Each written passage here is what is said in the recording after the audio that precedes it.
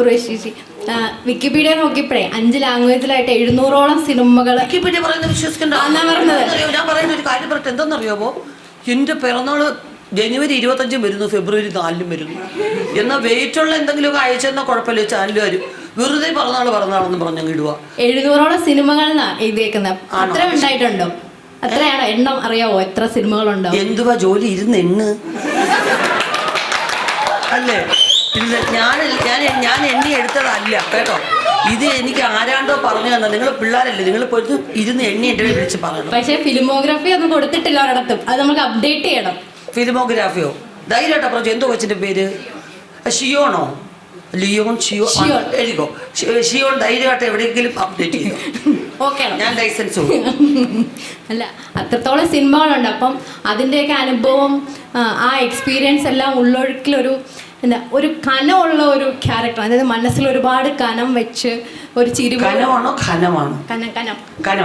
കനം വെച്ച് ഒരു ചിരി പോലും ഇല്ലാതെ ഉള്ളൊരു ക്യാരക്ടറാണ്.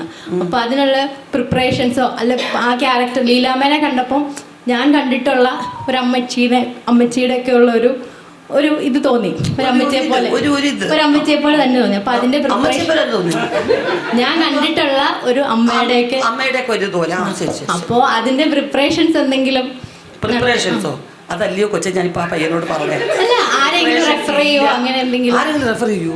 റെഫറൻസോ അങ്ങനെ എന്തെങ്കിലും? അതല്ലേ പറഞ്ഞത്. ഇപ്പൊ ഷിയോൺ കണ്ടുപോലെ കുറെ അമ്മമാരെ ഞാനും കണ്ടിട്ടില്ലേ. അപ്പൊ എൻ്റെ അമ്മ അതുപോലെയുള്ള ഒരുപാട് അമ്മമാര് എനിക്കറിയാവുന്ന പോലെ അഭിനയിച്ചു. കൊള്ളായിരുന്നോ? എന്നാ ഓക്കെ.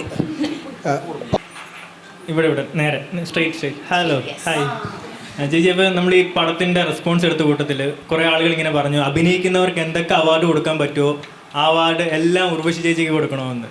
അപ്പം ഇത്ര എക്സ്പീരിയൻസ്ഡ് ആയിട്ടുള്ള ആളിപ്പം അവാർഡ്സിൽ എത്രത്തോളം ചേച്ചി എക്സൈറ്റഡ് ആവാറുണ്ട്? അല്ല, ഒന്നാമത്തെ അവാർഡ് എന്ന് പറയുന്നത് എൻ്റെ ഡയറക്ടർ എന്നോട് പറയുന്ന ഓക്കെയാണ്. അതെനിക്ക് തോന്നുന്നു ആ ഓക്കെ കിട്ടിയില്ലെങ്കിൽ മറ്റേ ഒരു അവാർഡ് കിട്ടിയിട്ടും എനിക്ക് തൃപ്തി ആവത്തില്ല. എൻ്റെ മുമ്പിൽ നിൽക്കുന്ന എൻ്റെ ടീച്ചർ എൻ്റെ ഡയറക്ടറാണ്. അദ്ദേഹം എന്ന് പറഞ്ഞു ചേച്ചി ഓക്കെയാണ് എന്ന് പറഞ്ഞു കഴിഞ്ഞാൽ സമാധാനം. ചിലപ്പോൾ ക്രിസ്റ്റോ ചിലത് മറന്നു പോയിട്ട് അടുത്ത് ക്യാമറാമാൻ്റെ അടുത്തോട്ട് പോകും.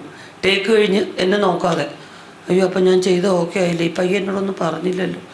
പിന്നെ ഞാൻ അടുത്ത് വരുന്നത് ഓക്കെയാണോ ചേച്ചി? ഓക്കെയാണ്. ഞാനതല്ല, ഞാൻ ആ ട്രാക്ക് വന്നതിൻ്റെ ഞാൻ പറഞ്ഞത് എൻ്റെ അടുത്ത് പറഞ്ഞിട്ട് അവിടെ പോയി പറഞ്ഞൂടെ. അപ്പോൾ അതാണ് എൻ്റെ ഫസ്റ്റ് അവാർഡ്. പിന്നെ നിങ്ങളൊക്കെ പറയുന്ന സെക്കൻഡ് അവാർഡ്.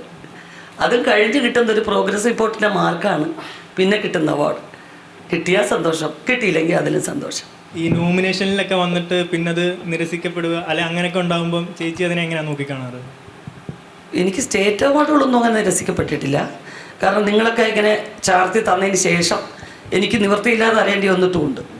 4ാമത്തെ വർഷം തുടർച്ചയായിട്ട് 3 വട്ടം കിട്ടിയിട്ട് 4ാമത്തെ വർഷം ജൂറി പറഞ്ഞു ഉർവശി അഭിനയിക്കുന്ന സമയത്ത് വേറെ ആർക്കും കിട്ടത്തില്ല, അതുകൊണ്ട് ഈ വർഷം മാറ്റി കൊടുക്കാമെന്ന് പറഞ്ഞു. പിന്നെ 5ാമത്തെ വർഷം എനിക്ക് തന്നെ. അപ്പോഴും നമുക്ക് പരാതിയൊന്നുമില്ല. അപ്പം നാഷണൽ അവാർഡിന് പോയപ്പം അവിടുത്തെ ചില എന്താ പറയുക ഒരു പ്രത്യേക വിഭാഗത്തിൽപ്പെട്ട പടം ചെയ്യുന്ന ഡയറക്ടേഴ്സ് പറഞ്ഞു, ഇവരെന്തിനാണ് കൊണ്ടുവന്ന് ഈ 2ാം കിട 3ാം കിട മലയാള സിനിമയ്ക്ക് വേണ്ടി ഇവരുടെ പെർഫോമൻസ് വേസ്റ്റ് ചെയ്യുന്നു എന്നൊരു ചോദ്യം ചോദിച്ചു. അതെന്നെ വല്ലാതെ ഹേർട്ട് ചെയ്തു. കാരണം ആരും കാണാത്ത കുറച്ച് സിനിമകൾക്ക് വേണ്ടിയുള്ള അവാർഡ്സ് അല്ല ഞാൻ സ്വീകരിച്ചിരിക്കുന്നത്. മഴവിൽ കാവടി മുതൽ അച്ചുവിൻ്റെ അമ്മ ഉൾപ്പെടെയുള്ളത് കൊമേഴ്ഷ്യലി ഹിറ്റ് ഫിലിംസാണ്. അതെന്നെ ഏറ്റവും നന്നായിട്ട് സന്തോഷിപ്പിച്ചിട്ടുണ്ട്. കാരണം ഞാൻ പടം ചെയ്യുന്ന പ്രൊഡ്യൂസർ നന്നാവണേ ഈശ്വര എന്ന് പ്രാർത്ഥിച്ചുകൊണ്ടാണ് നമ്മൾ ഷോട്ടിന് നിൽക്കുന്നത്. അപ്പോൾ അത് അങ്ങനെ ഒരു അഭിപ്രായം ഒരിക്കലും പാടില്ല. ജനകീയ സിനിമ എടുക്കുന്നത് നിസ്സാര കാര്യമാണ് അല്ലേ? അപ്പോൾ അങ്ങനെ ഒരു കമൻറ്റ് വന്നപ്പോൾ ഞാൻ പിന്നെ അത് മൈൻഡ് ചെയ്യാതായി. ഇപ്പോഴും തന്നെ പറയുന്നു, കിട്ടിയാൽ സന്തോഷം, കിട്ടാത്തതിനെക്കുറിച്ച് ഒരു വിഷമമില്ല. കാരണം ഇന്ന് നിങ്ങളുടെ മുമ്പിൽ ഇരിക്കുന്ന എനിക്ക് കിട്ടിയ ജീവിതം ബോണസാണ്. ഞാൻ ആഗ്രഹിച്ച് വന്നതല്ല. അപ്പോൾ എല്ലാം കൊണ്ട് സന്തോഷം, ഒരു പരാതിയില്ല.